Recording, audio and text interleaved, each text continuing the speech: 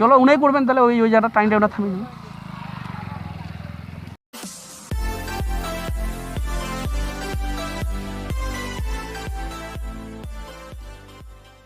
এখন যাচ্ছি আমরা সামনে গিয়ে তোমাদের ভালো করে চারিপাশটা কেমন বন্যা হয়েছে এবার গাজল থানার অন্তর্গত আগমপুর গ্রামে, তো সেটাই তোমাদের সাথে তুলে ধরবো তো এই ভিডিওর মাধ্যমে। তো তোমরা ভিডিওটা শেষ পর্যন্ত দেখো, দেখলেই বুঝতে পারবে।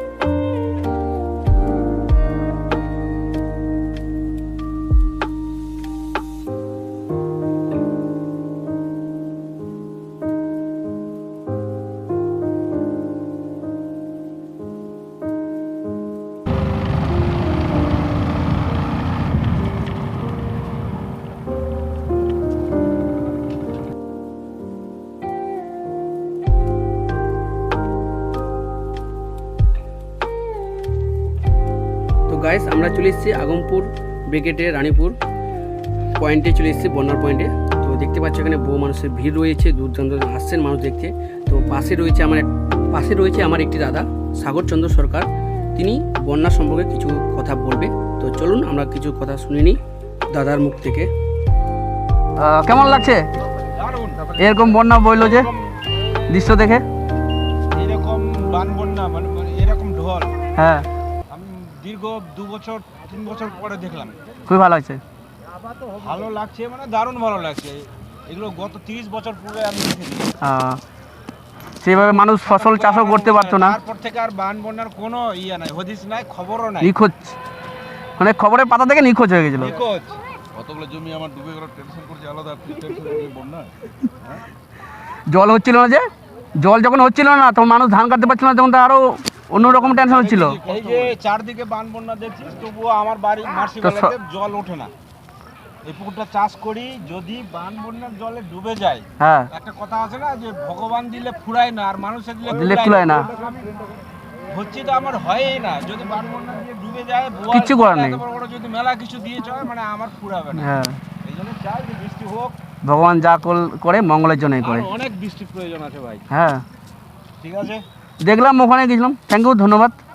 ওখানে গিয়েছিলাম ওই তোমার কৃষ্ণপুর ব্রিজে, দেখলাম মোটামুটি ভালোই হয়েছে ঝড় বৃষ্টি। ওদিকে কেমন বান বন্যা? বান বন্যা ভালো হয়েছে ওদিকে। বামনগোলা যায়নি, মানে গাড়িতে তেল নাই, আর বৃষ্টিও পড়ছে তো চিপচিপ করে, মানে যাওয়া মুশকিল। জলটা ঘুরছে তো সেজন্য এখানে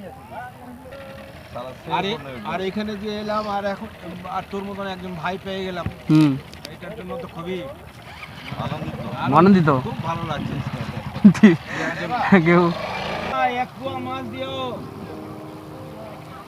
হেলমেটটা দাও।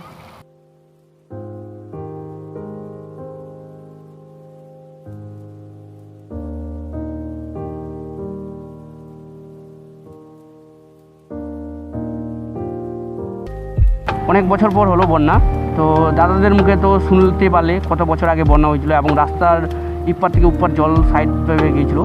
তো দেখতে পাচ্ছি এই চারপাশটা পুরো ধানের জমি নিচে নেমে গেছে, প্রচণ্ড বৃষ্টি।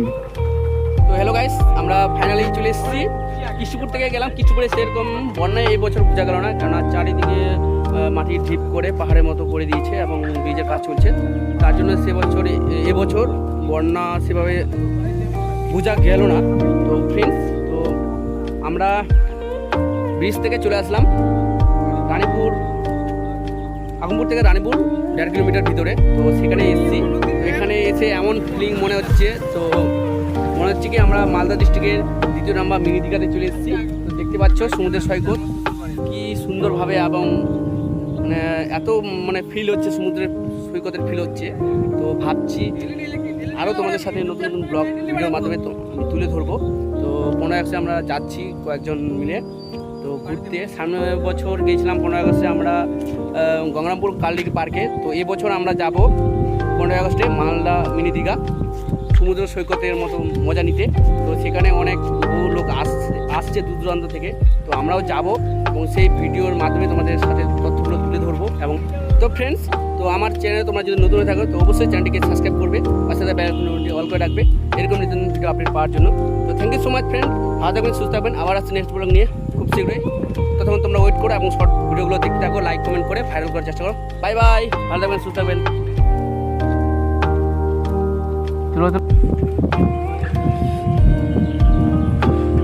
ও দীঘা দীঘা ফিল পাচ্ছি না এখানে মায়ারি।